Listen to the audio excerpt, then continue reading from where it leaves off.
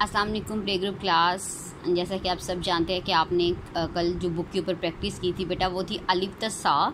तो आज हम आपको वही चीज़ 4 लाइन कॉपी पे आप करेंगे। आज अपने टीचर को इसी तरह से लिख कर दिखाएंगे और कोशिश करें कि आप ज़ुबानी लिखें। चलिए सबसे पहले हम लिखते हैं, यहाँ से आप स्टार्ट करेंगे बेटा, यहाँ से नीचे आएंगे आ, इस तरह से फिर दोबारा आएँ आ, इसके ऊपर आपने क्या लगाना है, मद आ।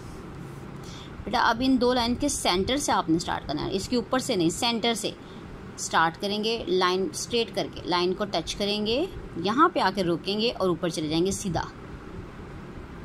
ब एक नुक्ता, फिर इस तरह से लिखिए, ऊपर जाएं 2 नुक्ते, प ब प। फिर यहाँ से देखिए बेटा, यहाँ से आप नीचे लाइन को टच करेंगे और यहाँ से स्ट्रेट लेकर आएंगे त।